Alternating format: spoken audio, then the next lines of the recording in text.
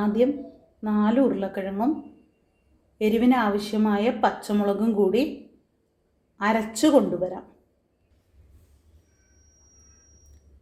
അരിഞ്ഞു വെച്ച ഉരുളക്കിഴങ്ങ് പച്ചമുളകിലേക്ക് അരയാൻ ആവശ്യമായ വെള്ളം ചേർത്ത് നൈസായി അരച്ചെടുക്കുക.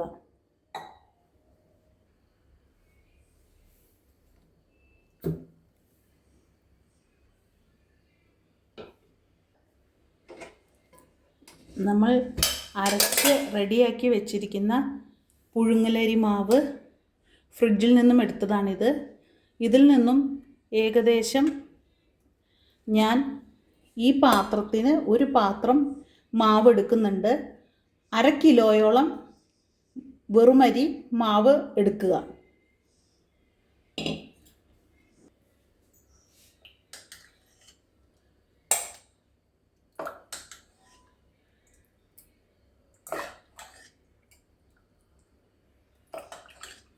കൊണ്ടാട്ടമാവ് ഉണ്ടാക്കാൻ തലേ ദിവസം രാത്രിയാണ് ഇങ്ങനെ അരച്ച് വെക്കേണ്ടത്.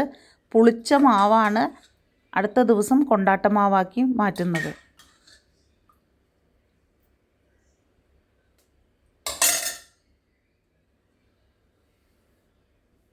കൊണ്ടാട്ടത്തിനാണ് ഉപയോഗിക്കുന്നതെങ്കിൽ പച്ചരി ആയാലും ഇതുപോലെ കുതിർത്ത് ഒന്നിച്ച് അരച്ച് ഫ്രിഡ്ജിൽ സൂക്ഷിച്ച് വെച്ച് കുറേശ്ശെയായി എടുത്ത് ഇഷ്ടമുള്ള ഇൻഗ്രീഡിയൻസ് ചേർത്ത് നമുക്ക് കൊണ്ടാട്ടമാവാക്കി മാറ്റാൻ സാധിക്കും.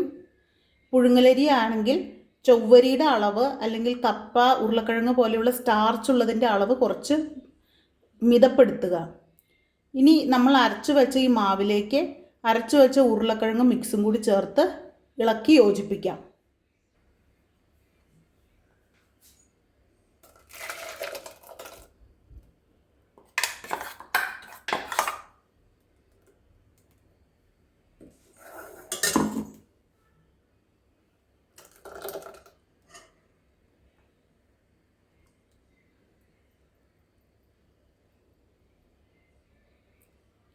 മിക്സി ജാറും പാത്രവും കൂടി ഒരു 1/2 ഗ്ലാസ് വെള്ളത്തിൽ കഴുകി ഒഴിക്കാം.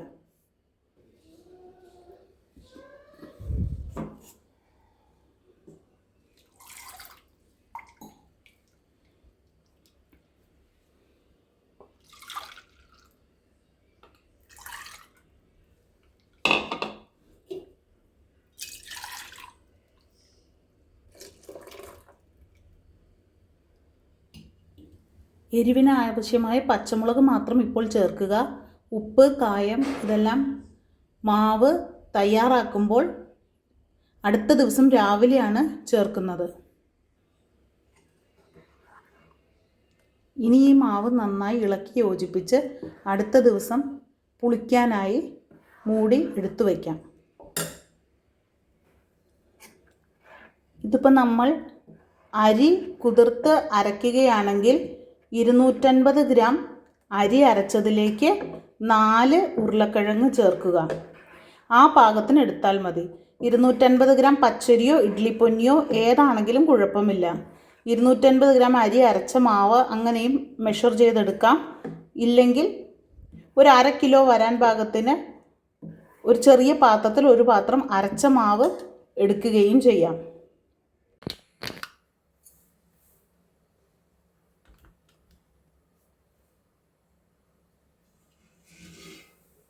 ഇത് ഇന്നലെ അരിമാവ് അളന്ന അതേ പാത്രത്തിൽ 3 പാത്രം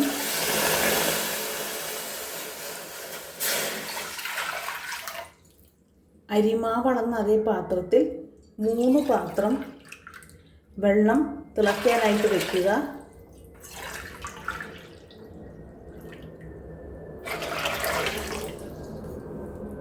ഒരു പാത്രം വെള്ളം എക്സ്ട്രാ തിളയ്ക്കാനായിട്ട് വെക്കുക. വേണമെങ്കിൽ ഒരുപാട് മാവ് കുറുക്കി വരുമ്പോൾ വേണമെങ്കിൽ തിളച്ച വെള്ളം ചേർക്കുന്നതിനായി ഒരു പാത്രം വെള്ളം കൂടി തിളയ്ക്കാനായിട്ട് വെക്കുക. 1/4 കിലോ അരിയാണ് എടുക്കുന്നതെങ്കിൽ 2 ലിറ്റർ വെള്ളം തിളപ്പിക്കുക.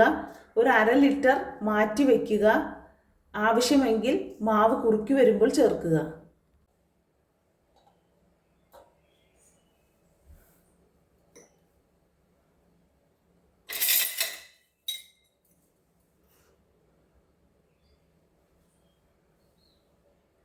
ഉപ്പ്,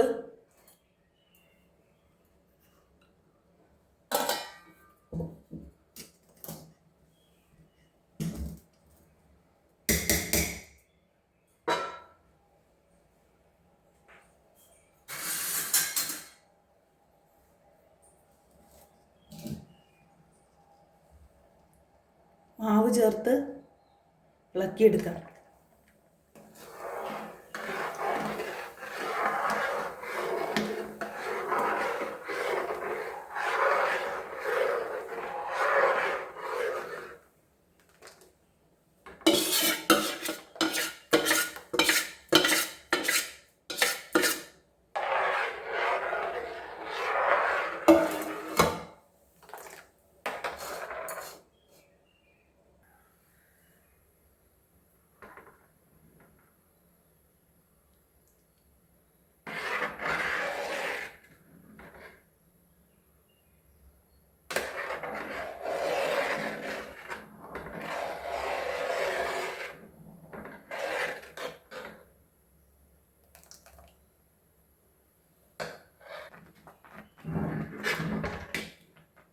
അപ്പോൾ ഈ സ്റ്റേജിൽ കുറുകിയിട്ടുണ്ട്.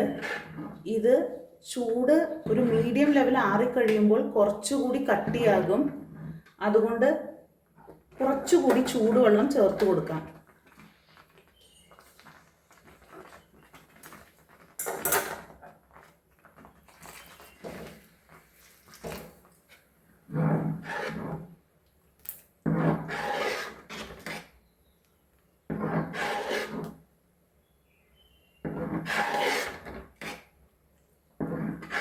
മാവ് വെന്ത് കഴിഞ്ഞ് ഉരുളിയിൽ തന്നെ വെച്ച് ചൂടാറി കഴിയുമ്പോൾ ഒരു പകുതി വേവ് കൂടി അതിൽ വേവുന്നതാണ്.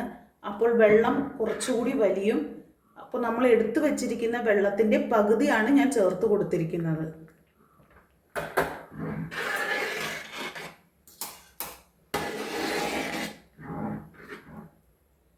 മാവ് നന്നായി വെന്ത് കഴിയുമ്പോൾ മുകളിൽ ഇങ്ങനെ നല്ല ഗ്ലേസിംഗ് പോലെ വരും. ആ സ്റ്റേജിൽ നമുക്ക് ഗ്യാസ് ഓഫ് ചെയ്യാം.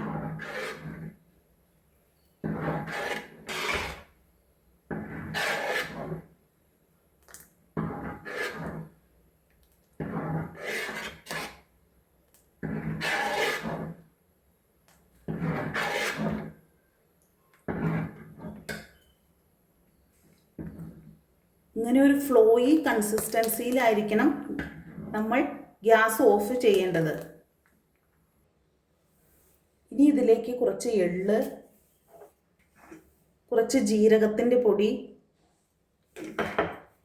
കുറച്ച് കായത്തിൻ്റെ പൊടി ചേർത്ത് മിക്സ് ചെയ്ത് വയ്ക്കാം.